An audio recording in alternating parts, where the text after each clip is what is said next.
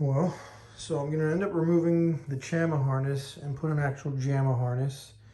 I've already got it all rewired up and ready to go so that I can just pop it in here. So I'm just gonna disconnect this connectors here and get this process started so that I can finally get this going. So I figured I'd showcase what I've been doing. You know, these Mexico cabs are filthy, but right now I've been cleaning the marquee. Took the speakers out. I got to rewire them because the original harness is no longer found. This is the original harness, but none of the wiring for the original harness survived anymore, so I really have to update it with new stuff. I already ran my new JAMA harness. I took out the JAMA stuff, and I ran a new JAMA harness with some connectors here. So these are the connectors that came with it for the player 1 and player 2 adapters. So this is for the 3-button setup. Now I do have it wired in to put a 4th button if I want to go the MVS route. If I ever want to go the MVS route, I'm going to go the CPS2 route for now so that I can run 6-button games. And if I want to run the Pi like I did on the Astro 2, City 2, I can do that. But we'll see how this all goes. Still cleaning up a lot of things here and there. So I've managed to fit some Suzo buttons here because Mexico drilled bigger holes out of the original smaller buttons. So these Suzo buttons will work just fine there. And it actually looks pretty decent, honestly. It doesn't look too bad.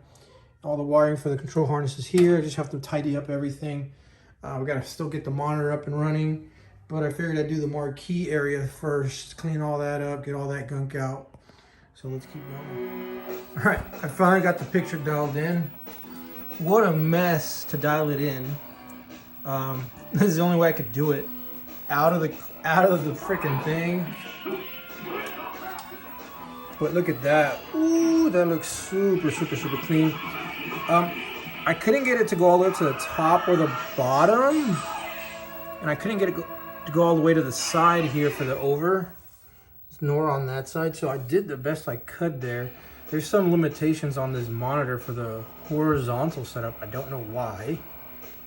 But regardless, I got the color in really dialed in. And so now it looks crystal clear. So the only thing that I'm going to do now is I'm going to see if I can get that horizontal fixed. But I just put in my my rival schools board there to see it. But pretty cool now. I think the only thing I probably will adjust is maybe the brightness a little bit. It's a little too bright, so I'll fix that. All right, guys, so I figured I'd cover before I finish putting this together. So there was a lot of stuff I had to do. There's a lot of missing screws to this panel. You can see there's 2 screws from the bottom and 2 from the top, but I can't put the top one. This gets in the way, so I just put one there with 3 screws because this was loose. I put screws here to tighten it down. Put brand new screws here to tighten this down, although it won't really be used. I routed the wiring properly, or at least as best I can. So everything's in its rightful place. Everything's been identified and that it's going to be used. So this is my credit button, and then these 2 are going to be my start buttons there.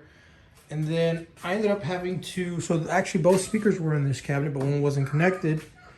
So what I ended up doing was I ended up bridging in series this over to this one, and the actual JAMA harness just connects to this one, but it's just bridged over. It's 2 5-watt 2 by 3-inch speakers. Same thing on the U4, the MVS U4 that I have. So they're the same speakers, but I just had to do it that way. So it seems like that era used a 2 by 3 speaker for whatever reason. And then I threw it, so they had the original fluorescent setup in there, but not connected because it was missing the entire harness. So what I ended up doing is I left it in there for anyone in the future, if I ever sell those down the road. I probably won't, but I just threw an LED strip in there and then wired it to be powered by the Suzo. So all the wiring, everything's in its right place. Everything looks nice and neat. Nothing is standing out like crazy. And so now I can just drop in the monitor and we're good to go. One more thing I had to do was since this cabinet's not like 100% square, you can see there's like bends in it and stuff because it was beat up in Mexico.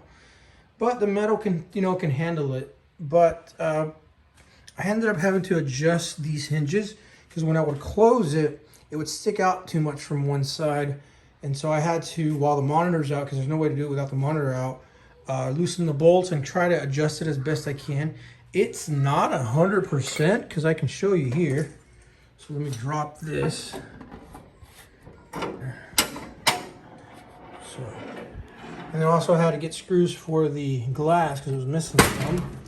So I can drop it there, and you can see, look, the line is a little bit off, and it's a little bit open.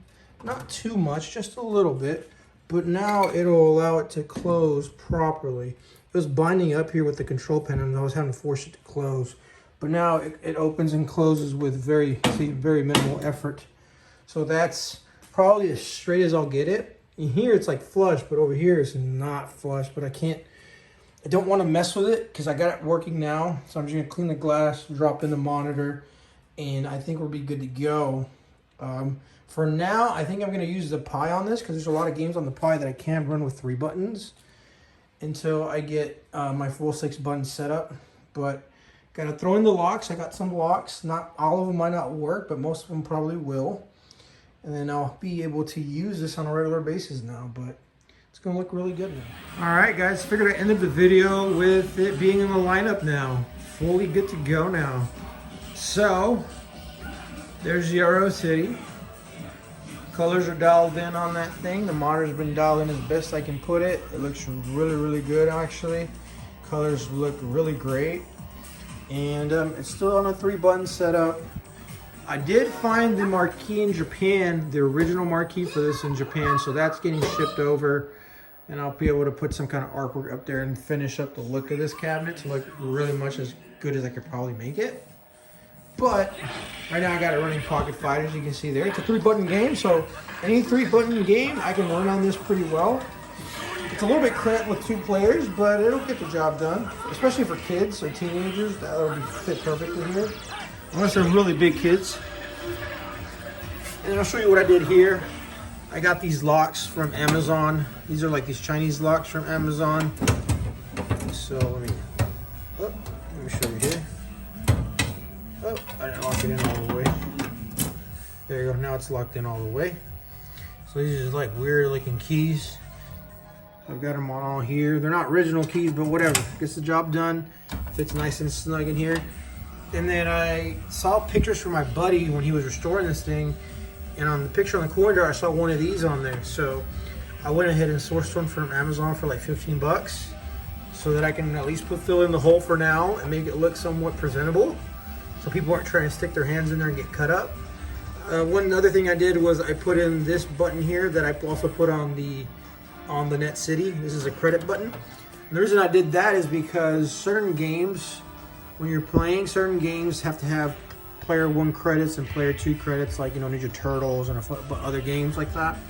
So I went ahead and put a credit button there for player 1 and then player 2's credits up there. So at least I got my bases covered there for the credits. And then put some washers in there to lock it in. And then luckily the jam harness I got directly plugs into this without splicing. I will be splicing for the extra credit button that I have up there. That'll be later on down the road, not in a rush for that. So that looks good. And then let's end it with, here's the Suzo, the isolation transformer for the monitor. And right now I've got the Pi in there for now. I do need to source some correct size of roller wheels for this thing. And they're the same ones as the Astro, so if I can find them, I can put wheels on this thing so I can like move it easily with the wheels. But there's the connectors for the monitor that go up there for the signal. That's good to go. These are all the different wirings for different things. This is for the credits and the test button. The power button is there. This is all the wiring that goes for the control panel up here. Speaker wiring goes up there, goes up to the top speakers, and then the marquee lighting. So, I mean, it's pretty simple when you think about it. And then once I add the kick harness for the CPS2 would just plug in right here. and that'll talk with a JAMA or whatever the case may be. But I mean, pretty easy and straightforward, honestly, how this stuff is wired in. Like I said, I don't have the original wiring, but who cares? I got an Aerocity that's fully playable and works. Yes, it's not original wiring, original power supply, all that, but I mean, I've got a brand new Suzo power supply. That's reliable. I don't have to worry about problems with that for years to go. As opposed to the older stuff, like on this Astro, I had to, you know, recap and all that. So there's the benefits to it. And it looks really, really clean. And I'm really, really happy with this. So it's on the lineup. And I'll figure I'll show you the Aerocity 2. I've dialed in the colors really, really good on this thing. So now it looks really, really good. And then I realized that running Naomi games, Atomic Wave games, anything that was supposed to be meant to run 31 kilohertz, you know, that higher def image, it looks really, really good on this monitor. And you can just see it there. You can see, you know, Please versus Capcom 2, Capcom versus SNK 2, all those games that are designed to run on 31 kilohertz just look really, really good on this thing. So I might just keep it to be like a Naomi's type here. I mean, I can run these games as well. You know, I can run Super Street Fighter 2 Turbo if I wanted to. But it'll be more of my dedicated MDS TCAD for sure. And this will be more of my like 31 kilohertz stuff. I mean 31. This will be my 15 kilohertz. And then I'm thinking maybe this might be either 3-button games or I might do shmups. Because shmups, you know, the shooters and all that, they usually are just 3 buttons to play. And I can just move the monitor in vertical. And I can play a lot of vertical games too. So if I want to play Pac-Man or whatever, I can run that through here pretty easily. So that's just something to think about. This is really perfect for shmups, honestly. You're running a 26-inch monitor because it's in a now 26. And you get a lot of good real estate for shmups. So that's a good option too. But that's crazy. I had none of this the year before, and now I have 3 of them before the year's over. And I've done it all through trades. And yeah, some of them are giving me more headache than others, but at the end of the day, I was able to make these in a playable, presentable way that I'm really happy now. So you guys have a good one, and let's see what the next year brings, or maybe even before the year's over, I might find more cool stuff. You guys have a good one.